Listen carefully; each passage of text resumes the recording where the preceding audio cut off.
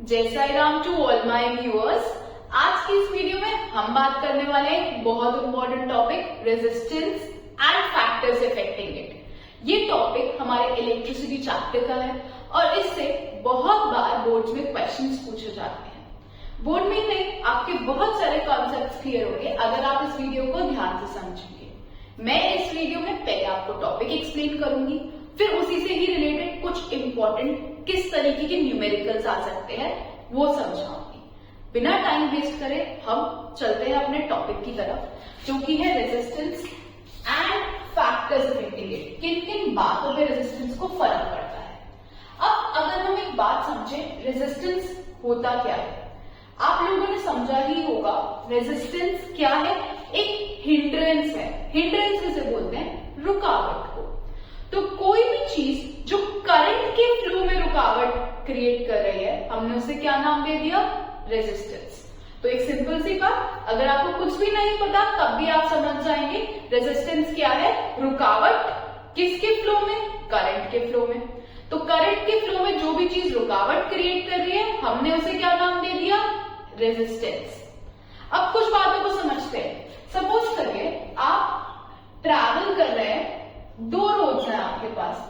ये है रोड ए और ये है रोड बी।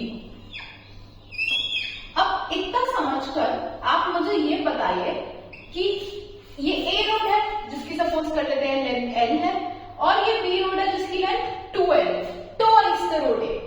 अब अगर आपको एक डेस्टिनेशन पे पहुंचना है जिसकी डिस्टेंस l है, या फिर आपको एक डेस्टिनेशन पे पहुंचना है जिसकी डिस्टेंस 2l है, किसमें ज्यादा रुकावट आने की चांसेस है?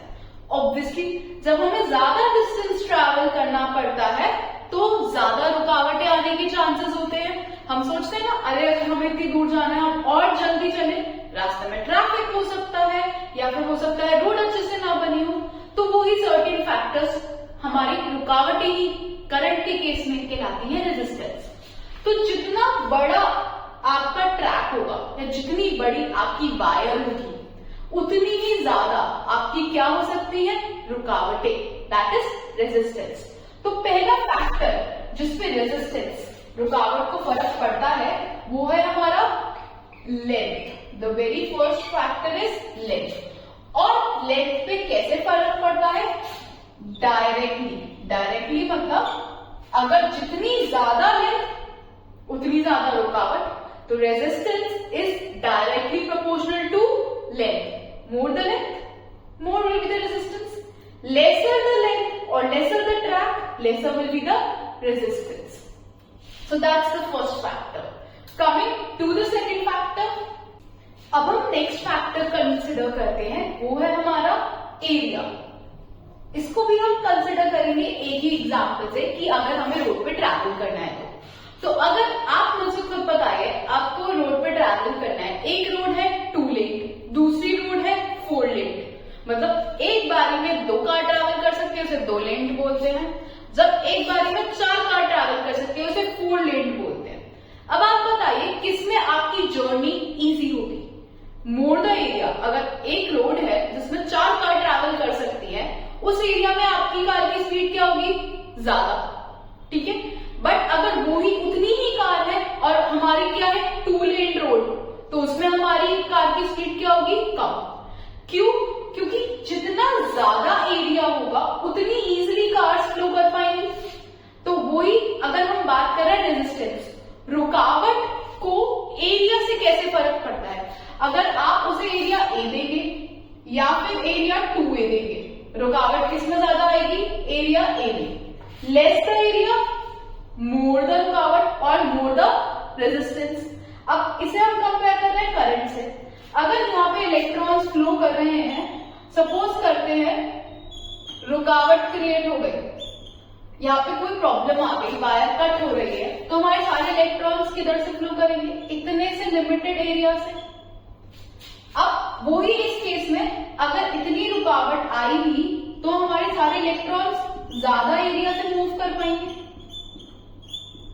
तो बेसिकली आप एक सिंपल सी बात समझ सकते हैं कि आपके रेजिस्टेंस को एरिया से कैसे फर्क पड़ेगा। जितने बड़े एरिया में आप ट्रैवल कर रहे हैं उतनी कम रुकावटें हैं, and and resistance is hindrance और रुकावट। तो सेकेंड फैक्टर जिस पे रेजिस्टेंस को फर्क पड़ रहा है वो है एरिया। और कैसे फर्क पड़ रहा है? उल्टा, जितना ज्यादा एरिया उतना कम रेजिस्टेंस। और उल्टे को हम फिजिक्स की टर्म में क्या बोलते हैं? Inversely proportional. What do we call it as? Inversely proportional. तो हम कैसे बोलेंगे? R is inversely proportional to 1/a। Inversely को कैसे लिखते हैं? 1 विद द डिनोमिनेटर, जिस भी फैक्टर को हम कंसिडर कर रहे हैं। तो एरिया से रेजिस्टेंस को कैसे फर्क पड़ता है? Inversely. There are two main factors which affects resistance, length and area. Now there are two more factors which are generally asked in terms of one word. Resistance को temperature से भी फर्क पड़ता है। किससे फर्क पड़ता है? टेम्परेचर से। और वो भी कैसे फर्क पड़ता है? डायरेक्टली। जितना ज्यादा टेम्परेचर होगा उतना ज्यादा क्या होगा हमारा? रेजिस्टेंस। फोर्थ जिस फैक्टर से रेजिस्टेंस को फर्क पड़ता है वो है nature of material. What is the fourth factor? Nature of material. अब हमें पता है हम अपने मटेरियल को डिवाइड कर सकते हैं 3 कैटेगरीज में। कौन सी 3 कैटेगरीज में डिवाइड कर सकते हैं? इंसुलेटर्स, कंडक्टर्स और सेमीकंडक्टर्स। ये 3 कैटेगरीज में अगर मैं डिवाइड कर सकती हूँ अपने मटेरियल को, तो अगर मेरी वायर, आप खुद समझ सकते हैं क्लास 10th में होने के बाद कि किन किन फैक्टर्स पर डिपेंड करें। तो एक कंडक्टर सबसे क्या होगा? Best material. उसके बाद सेमीकंडक्टर्स मे बी और may not be, they will be able to conduct electricity and insulators are bad choice for conduction of an electricity. तो अगर रेजिस्टेंस मतलब रुकावट, सबसे ज्यादा रुकावट किसमें होगी? इंसुलेटर में, क्योंकि वो करंट को पास ही नहीं करने देगा। उसके बाद रेजिस्टेंस किसमें होगा? सेमीकंडक्टर्स में, थोड़ा बहुत करंट को फ्लो करने देगा। और कंडक्टर्स में सबसे कम रेजिस्टेंस होगा, because lesser the resistance more the current, कम रुकावट इजिली करंट का फ्लो। तो ये तो कुछ 4 फैक्टर्स हुए जिन पे रेजिस्टेंस डिपेंड करता है, directly to length, inversely to area. अब अगर इन दोनों फैक्टर्स को मैं कंबाइन कर दूं तो मैं इसे लिख सकती हूँ कि जो मेरा रेजिस्टेंस है वो डायरेक्टली प्रोपोर्शनल है L/A।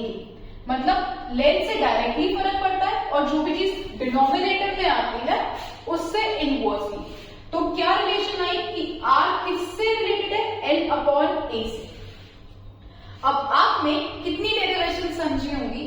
आपको पता है हमें ये प्रोपोर्शनैलिटी का साइन रिमूव करना पड़ता है, और जब हम इस प्रोपोर्शनैलिटी के साइन को रिमूव करते हैं हम क्या ऐड करते हैं? कांस्टेंट। Very good. और हर डेरिवेशन का अपना कांस्टेंट होता है। तो R is equals to proportionality का साइन हटाया, इक्वल टू लगाया और साथ में कांस्टेंट लगाया, रो L/A। तो कांस्टेंट क्या है हमारा? रो। तो प्रोपोर्शनैलिटी का साइन हटा, इक्वल टू का साइन आया along with the constant, constant का नाम रो। और ठीक है, एक बात और समझिएगा, ये सिंबल आपको पता है सिंबल को हम क्या बोलते हैं? पाई। ऐसे ही इस सिंबल का नाम है RHO, रो। बट पर्टिकुलरली इस फॉर्मूला में हम रो को क्या बोलते हैं? Resistivity. What do we call the rho as? Resistivity. तो फॉर्मूला क्या बनकर आया? R is equals to rho L/A, where rho stands for resistivity, L stands for length, A stands for area, and R is our resistance. तो अभी हमने formula derive करा तो जो फॉर्मूला डिराइव हुआ है वो है R is equals to rho L/A, और रो का मतलब रेजिस्टिविटी है जो हमने कांस्टेंट ऐड किया है। अब आपको एक सिंपल सी बात समझाऊंगी, रेजिस्टिविटी इस चैप्टर में किस लिए स्टैंड करती है।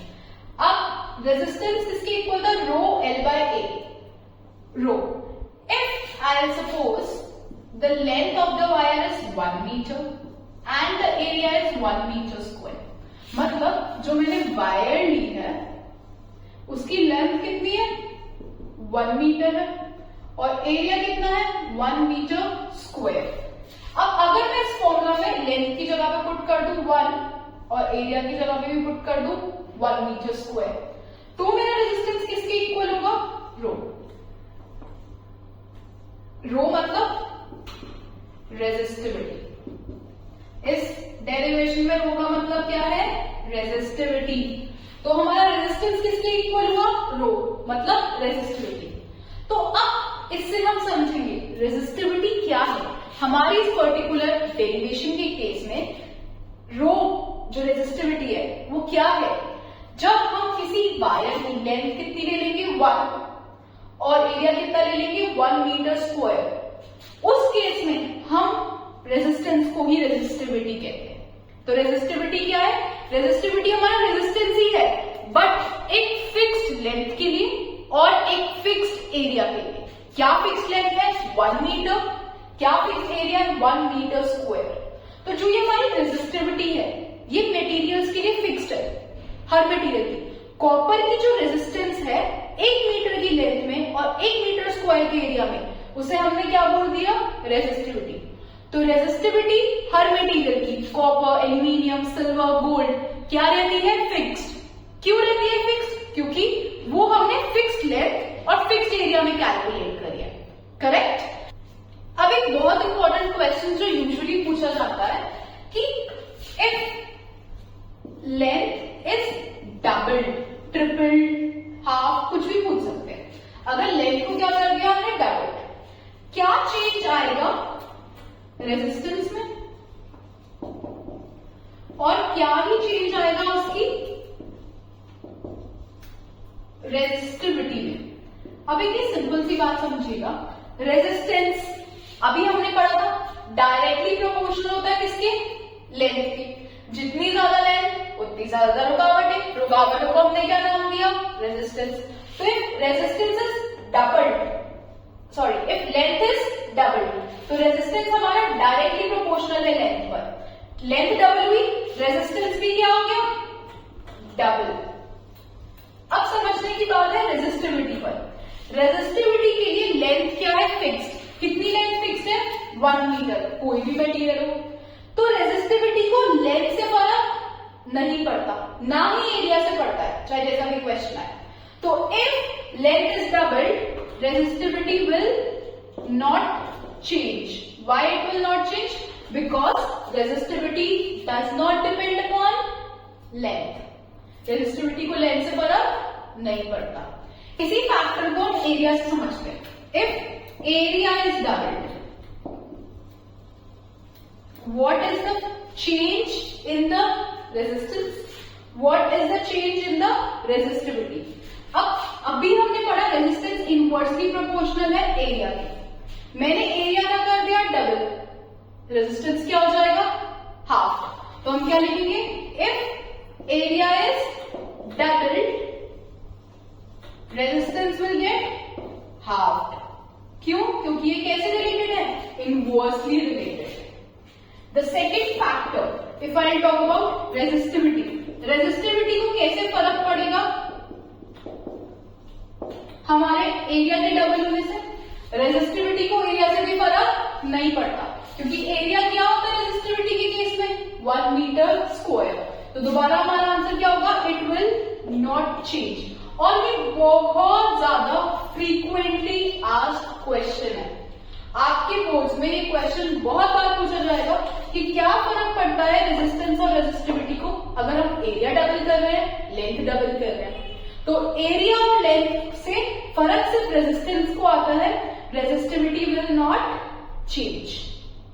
कमिंग अप टू नेक्स्ट, इस रेजिस्टिविटी की हमारी यूनिट क्या है? देखिए फॉर्मूला क्या बना? R is equals to rho L by A. अब अगर मुझे रो रेजिस्टिविटी फाइंड आउट करनी है, मेरा फॉर्मूला क्या होगा?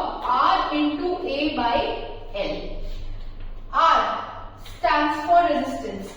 R की यूनिट क्या होती है? क्योंकि अब हम यूनिट की बात कर रहे हैं, तो R की यूनिट होती है ओम। मैंने रेजिस्टेंस की जगह पे लिख दिया ओम। एरिया की यूनिट होती है मीटर स्क्वायर और लेंथ की यूनिट होती है मीटर। मीटर से मीटर स्क्वायर का 1 मीटर कैंसिल हो गया, बचा क्या? Ohm metre. तो हमारी रेजिस्टिविटी की यूनिट क्या है? Ohm metre. What is the unit of resistivity? Ohm metre.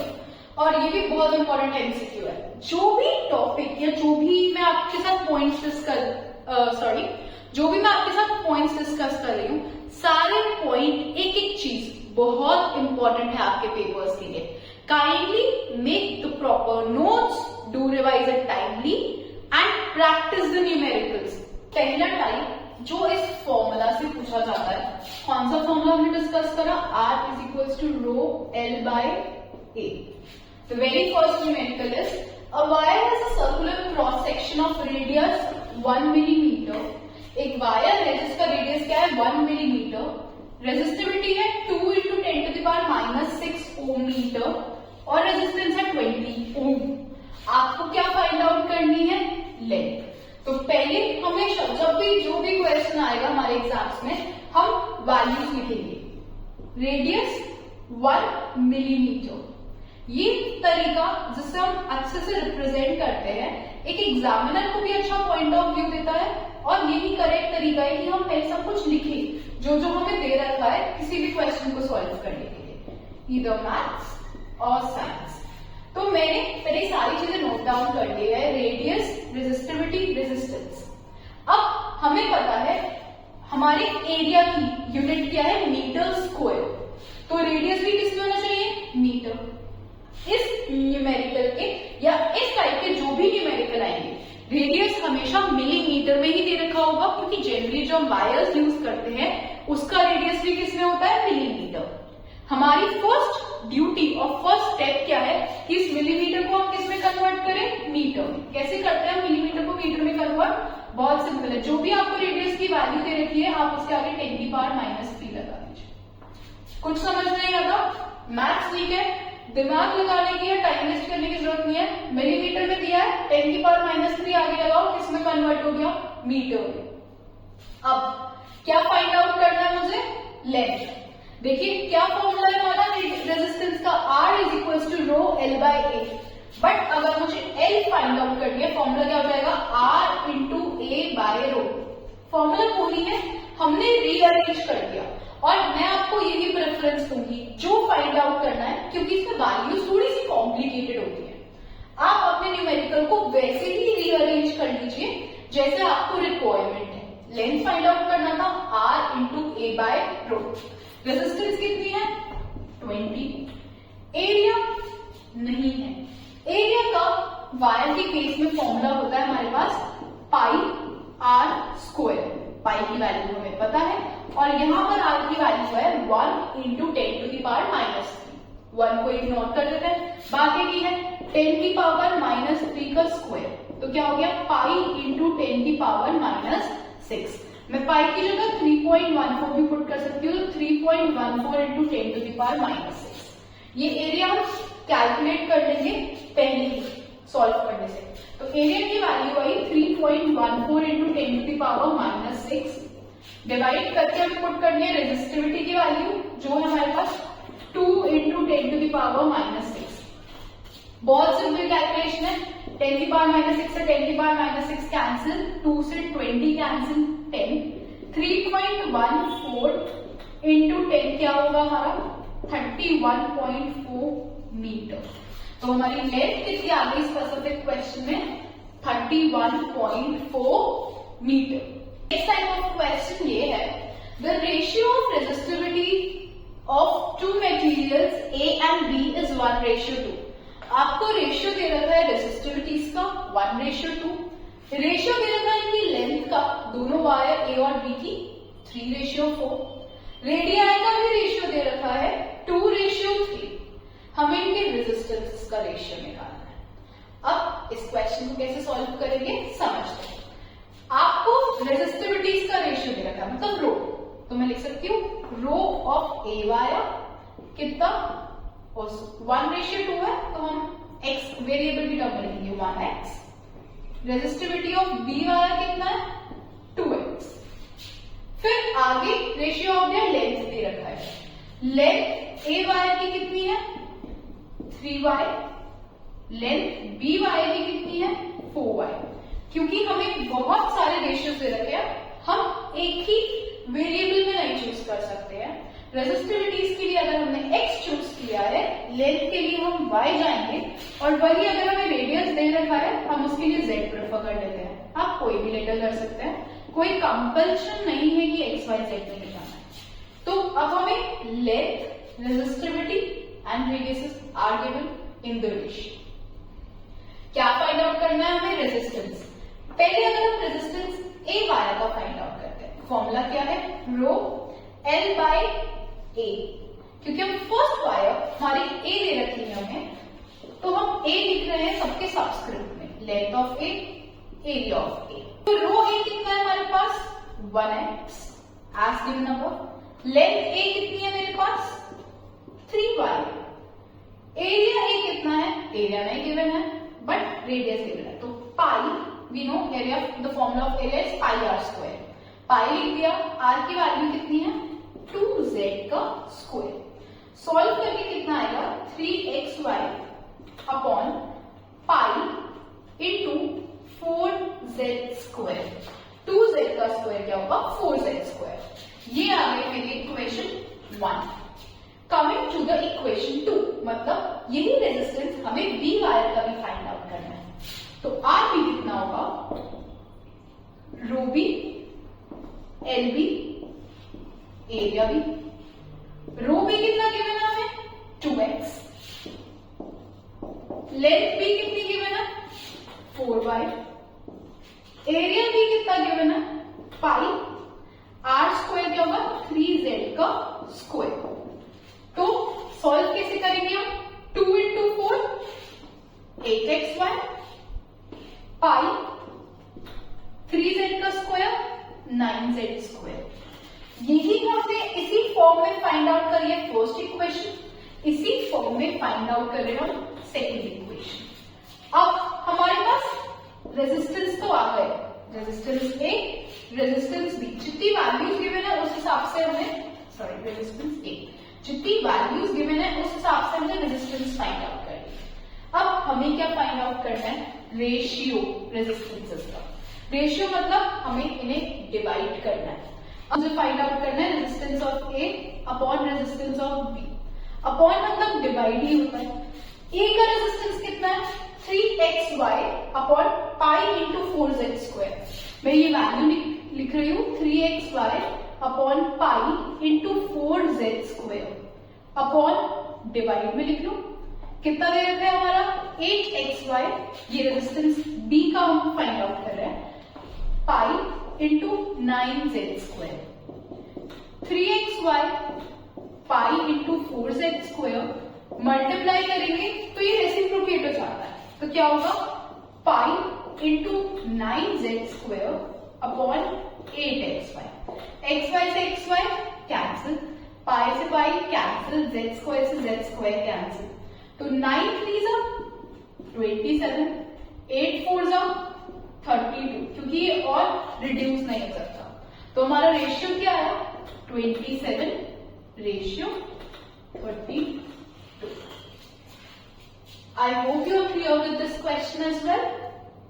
ये हमने दो टाइप के क्वेश्चंस करे इसी के। मैं आपको एक एक ही एग्जाम्पल करा पा रही हूँ इस फॉर्मूला से। इसी टाइप के क्वेश्चंस आप और प्रैक्टिस करिए। उसी तक जब आप प्रैक्टिस करेंगे तभी आपका सही आंसर आएगा। एक ही बारी में कर कर आप ये नहीं सोच सकते कि आप सारे क्वेश्चंस अटेम्प्ट कर लेंगे अगर आपको टॉपिक क्लियर है। ठीक है, अच्छी बात है, आपको क्लियर हो गया। हो सकता है आप अटेम्प्ट भी कर ले, but practice will make you more perfect. अब थर्ड टाइप ऑफ क्वेश्चन ये है कि पीस ऑफ वायर को हमने रीड्रॉन करा by pulling it until its length is tripled. Compare the new resistance with the original. ये एक बहुत ज्यादा इंपॉर्टेंट टाइप का न्यूमेरिकल है और आपको इसे ध्यान से समझना है, क्योंकि सेम न्यूमेरिकल डबल वे में आपके एनसीईआरटी का क्वेश्चन है। And if something is in NCERT it's highly important. तो क्योंकि क्वेश्चन ऑलमोस्ट एनसीईआरटी से आते हैं, बस थोड़ा सा चेंज कर दिया जाता है, तो डबल का ट्रिपल हो गया और क्वेश्चन बहुत ही ज्यादा इंपॉर्टेंट। तो अब इस बात को हम समझेंगे कैसे। हमें बोला हुआ है कि एक वायर है जिसका लेंथ है L, एरिया है A। ये हमारी फर्स्ट वायर हमने एज्यूम कर ली। अब इतने ही मटेरियल से हमने कुछ नया मटेरियल नहीं लिया। जब भी आपके क्वेश्चन में वर्ड आएगा रीड्रॉन, मतलब उतनी ही वॉल्यूम रही, उतना ही मटेरियल रहा, उसी मटेरियल से मैंने लेंथ क्या कर दी, ट्रिपल। अब ये तो आप लोग समझदार हैं, जब लेंथ ट्रिपल हो रही है तो एरिया क्या हो रहा होगा, कम, क्योंकि लेंथ अब हो गई है थ्राइस। लेंथ को बढ़ा दिया तो ऑब्वियसली उसी मटेरियल से बढ़ाया है तो एरिया मेरा क्या हो गया होगा, कम। लेंथ ट्रिपल हुई है तो एरिया क्या हो गया a/3। ये मेरी कौन सी वायर है, सेकेंड। एरिया हो गया कम, लेंथ हो गई ज्यादा। अब मुझे क्या फाइंड आउट करना है, रेशियो ऑफ रेजिस्टेंस। मुझे पता है रेजिस्टेंस का फॉर्मूला क्या है, अब तो आपको भी मालूम क्या होगा, R is equal to rho L/A। ये हमारा फॉर्मूला है। अब हम लिखेंगे in case of first wire. इसके लिखने का तरीका समझिएगा, बहुत इंपॉर्टेंट है और ऐसे ही आप करिएगा। फर्स्ट वायर के केस में लेंथ हमने क्या सपोज करी, डायग्राम में L। आप डायग्राम भी बनाएंगे एग्जाम में तो आपका एक बहुत अच्छा प्रेजेंटेशन जाएगा। एरिया सपोज किया A, रेजिस्टेंस का फॉर्मूला फर्स्ट वायर की मैंने रोमन न्यूमरल 1 से लिखा है, तो देखिए मैंने मेंशन करा फर्स्ट वायर रो L/A। ये मेरी आ गई इक्वेशन 1। अब यही बात हम सेकेंड वायर के केस में करते हैं। इन केस ऑफ सेकेंड वायर के केस में मेरी लेंथ कितनी हो गई, क्योंकि हमें ट्रिपल करने को कहा तो 3L। जब लेंथ 3 टाइम्स होती है तो एरिया उसका ही डिनोमिनेटर में हाफ फैक्टर में जाएगा, 1/3 एरिया, जिसे हमने A/3 मान लिया। ऐसे ही अगर आपको बोले लेंथ डबल हो रही है तो आप 2L मानिएगा, area A/2। Length 5 times हो रही है, 5L, एरिया A/5। अब इसका रेजिस्टेंस फाइंड आउट करते हैं सेकेंड वायर का।